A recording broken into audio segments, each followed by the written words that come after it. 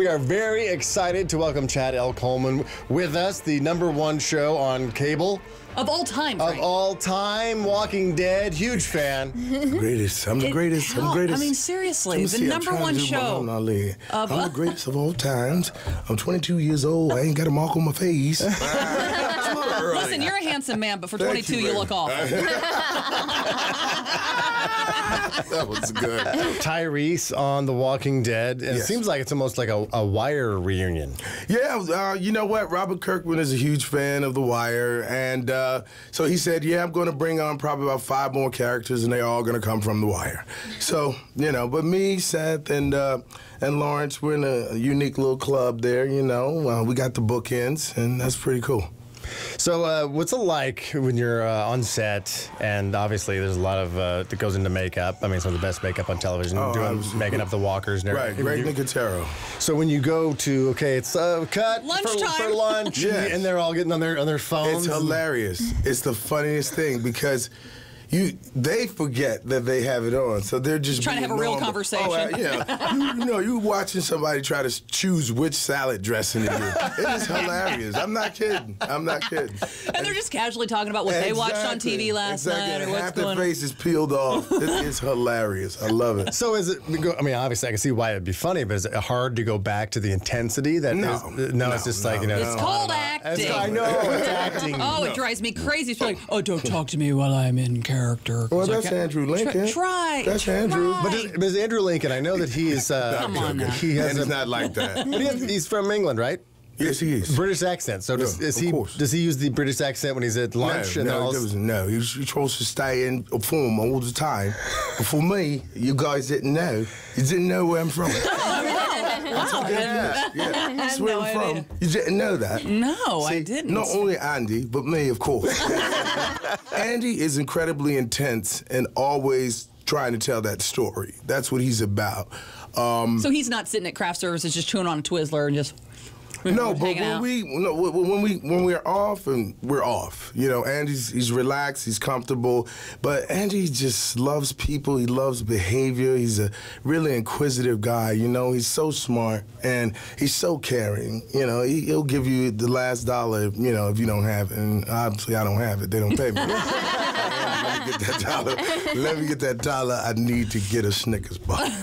Speaking of getting that dollar, do you know when do you get the script and know what's going to happen on the next episode? That depends. I mean, you know, they got to at least pretty much try to give you about 2 or 3 days at the most. Okay. But you can get the script anywhere from a week before. Oh, my God. Oh, we all do. Yeah, absolutely. Oh, I just bought a house. That's exactly what we do. I'm getting killed off. Oh, my God. I just bought a house. Look, because I know you were invited on the Talking Dead, which is the show after the show where all the fans get together and they talk about what just happened on the episode. Absolutely. And usually when an actor or an actress from the show is invited on the Talking Dead, it's because they died. And you were invited on there, I think, in October. Conspiracy theorists, come on. Don't try to put 2 and 2 together. 2 and 2 together. I don't want to go. I don't want to go. I don't want to go. No, that was just the episode they chose me. I was available for. So, no, I mean, it's no, like, you're on the show, you're going to die. That doesn't work that way. But when you're reading in the episode where you were in the shed or that one little single room house and you had to walk out of the house and there were walkers everywhere. Was that on one page and then the next page you found that it's like, whoo, thank God they didn't kill me? Yeah, no, I'll tell you, I was already making assumptions. I was damn sure I'm going to be around, so I didn't even read it like that. I think Tyrese is going to be on the show. The part that bothered me more than anything else is that he lied.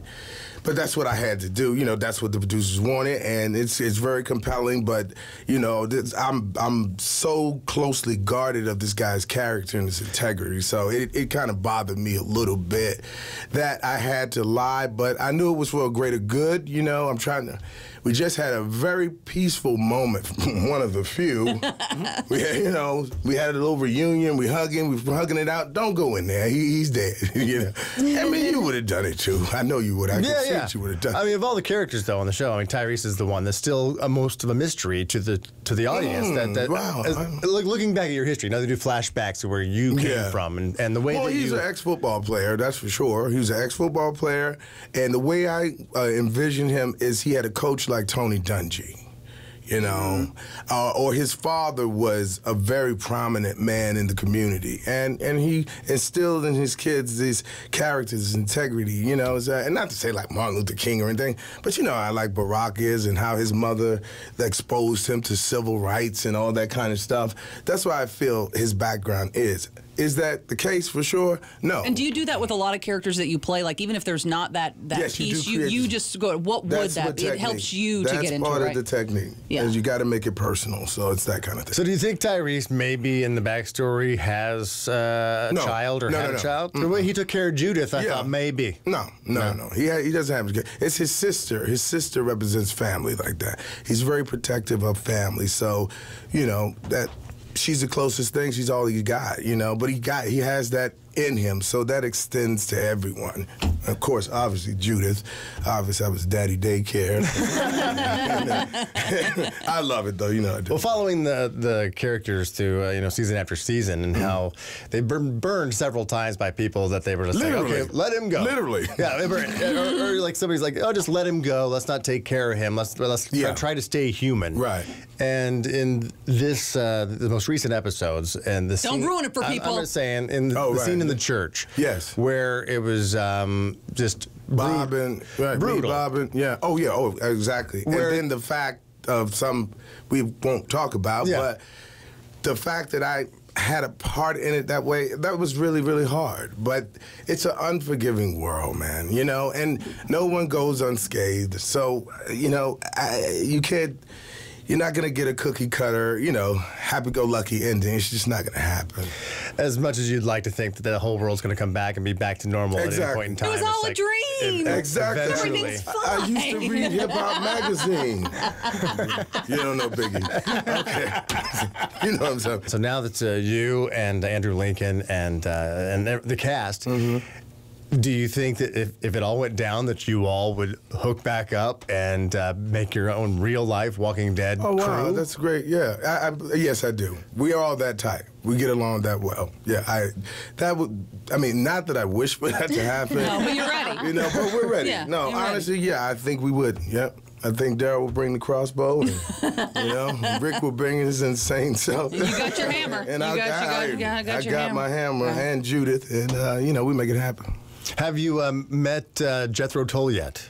No, I haven't. I would love to, yes. Andrew Lincoln's father-in-law, right? Uh-huh. And that's what? Yeah, that's awesome. Crazy world. Yeah. Oh, wow. Lucky dude, man. But he deserves it. There should be a scene where Andrew Lincoln has a flute and he's leading all of the walkers out, you know, like the Pied Piper, playing some Jethro Tull. That should be the last episode. My dude, that's good. Oh my God, I just visualized that.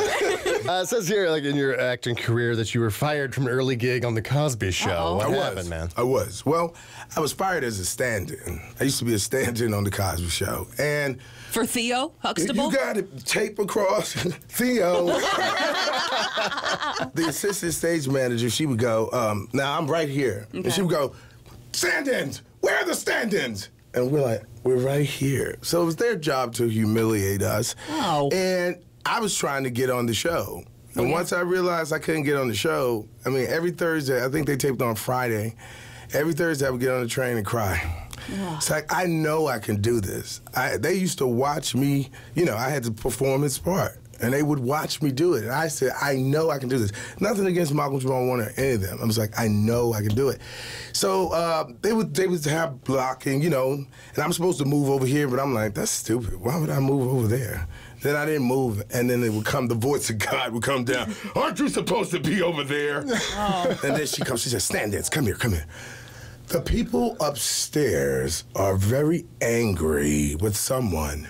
I'm not going to say any names, and everybody's, oh, like, is it me? Is it me? I'm like, I know it's me. And I know you're going to fire me, because I don't want to be here anymore. It's just the truth. I love Bill Cosby. Bill Cosby's a brilliant man.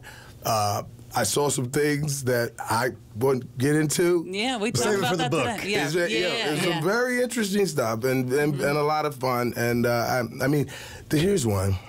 Lenny Kravitz, obviously married to Lisa Bonet, yeah. Lisa Bonet saying, guys, please play Lenny's music for the pre-show.